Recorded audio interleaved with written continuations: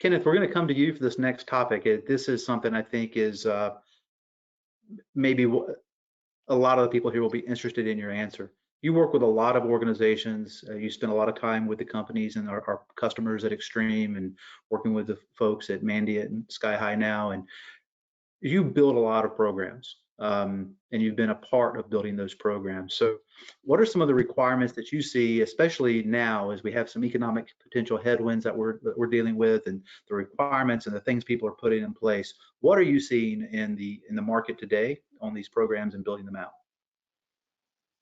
That's a good question, JD. Yeah, and one that obviously I'm sure people are interested in.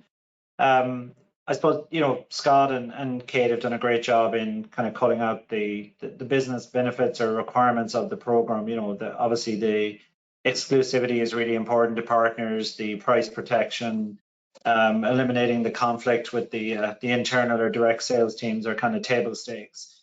So, but now you go to implement your deal registration program because of those business benefits, and you want to engage with your channel. So you got to start thinking about the how or the execution of that. And the first decision that vendors are faced with is, how do I offer this up to my partner community? Is it through a form based? Is it shopping cart based, etc.? So that's kind of decision number one. The vast majority of vendors we would see, 95% plus, go with a form-based option to start with at least. And the reason behind that is they want to make it very easy for their partners to come in, register a deal, grab that in customer for the partner's sake, and then they can go work with them. Probably less than 5% use the shopping cart option, and that really stems from when somebody is registering a deal to get exclusivity to that end customer, they're most likely not going to know the bits and bytes of the deal, the product level, the SKU at that point in time. We do work with vendors that are more mature, that actually offer both. Now, they ultimately flow down the same pipeline, and it's pretty cool when a vendor gets to that stage. You just know they're winning partner mindshare in a big way.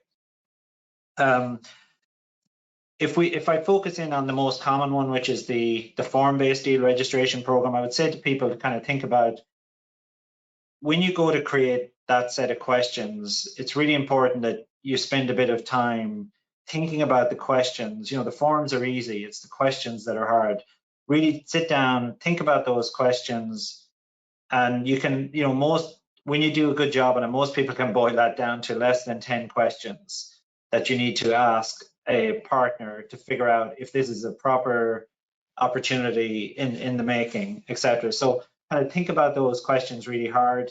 And I would always advise people to use drop downs, multi-selects, etc. Stay as far away from text-based answers as you can, because number one, it focuses the mind of the partner. Have they checked simple things? Is there a budget? Have you spoke to the right people in the organization, etc., etc.? Which they might not know the products, but which, is it their cloud offering, your traditional on-premise offering, things like that you can ask fairly easily. That again focuses the partner's mind, and it's a heck of a lot easier for the partner. They're just going in, picking from drop downs or multi-selects, and they can submit their deal registration really quickly. So definitely keep it short and sweet. Avoid the long page of questions. That's a real turnoff, because most partners will work with multiple vendors, and the easier you make it for them to register a deal with you and get that exclusivity period, get that price protection, or even an additional discount. A lot of vendors will give additional discount if those deals closed because they registered the deal in the first place. And the reason behind that is it comes back to Kate's answer around having visibility of pipeline. So you want to see what's in your pipeline. There's no good knowing it the day before it closes. It's great that you get the business and the deal closes, but think of all the implications that has. How can you plan your supply chain if you don't have visibility of sales pipeline? Literally, how can you plan supporting your partner base if you don't know what deals are in the pipeline? So one of the other things that, and I know we've done this with Kate at Extreme, and I'm currently working on it with Scott, but one of the kind of trickier bits of deal registration is building the end customer validation right out to the front end. And again, a kind of a health warning for people that haven't done this or are thinking about doing deal reg. Don't ever let your end customer data on your CRM system get messed up, because it's a very, very common thing that happens. People start off, set up a deal registration. It's great, they're getting deals in, but how many times have we seen the same customer name in 10 different shapes and forms? So one of the very first things we always do on deal registration is give me the end customer, do validation of that right at the front end. So it's kind of moving cleanliness of your end customer data validation. And it's a real benefit of doing deal reg in the right way. It helps actually cleanse or clean your end customer data right at the front door, so it never ever gets into your CRM system until such time as that becomes an approved deal, which creates an opportunity. And guess what? It helps everybody down the road, because now you can mine on data like, you know, in customers, total value, which partners brought those in customers, and sometimes different partners work with the same end customer across multiple opportunities.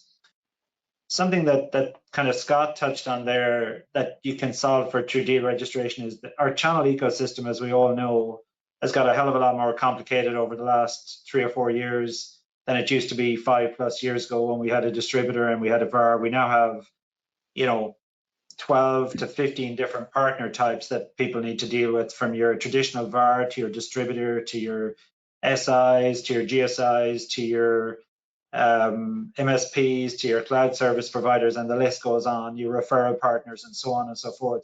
So all of those might need to be dealt with differently. So if you think about your deal registration form, it should be short and sweet, but it also should be dynamic.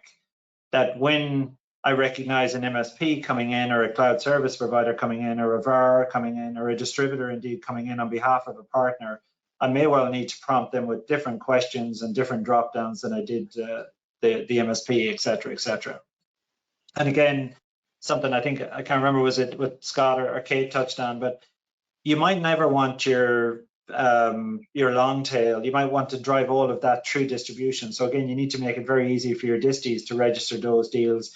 Or sometimes we see vendors will get the long tail partners to register the deals, but they actually go to distribution. So if you think of your workflow across your deal registration and automating of that workflow, that those tier two partner's business actually flows directly to the distributor of choice for them. And all of this is kept at your front door. So they think, and it feels like they're interacting with you as a vendor, but you're actually directing them through distribution, through automation. So when it works, it's a really slick way of managing your long tail, if you like. And there's a lot of business, you know, we don't always touch these partners that often, but that doesn't mean there isn't a hell of a lot of revenue out there to be picked up in the tier 2 world.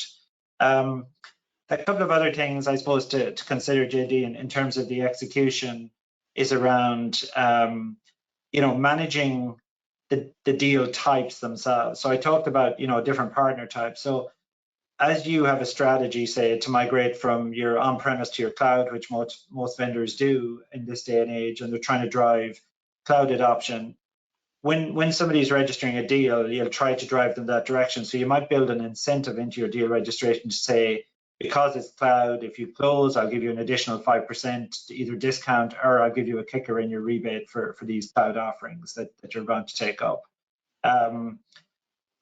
One last thing, I suppose, in terms of letting deal registration help you, it's almost the opposite of, now I'm a vendor and I've got leads that I want to give out to my partners. So you can actually send those leads out the pipe, the deal registration pipe, in reverse, and they create what we call like a deal shell, if you like, or a lead that the partner can come along, pick up through the portal, the same as if they were doing deal registration, and they can accept or reject that lead. If they accept it, they go ahead and work with the end customer and register that as a deal.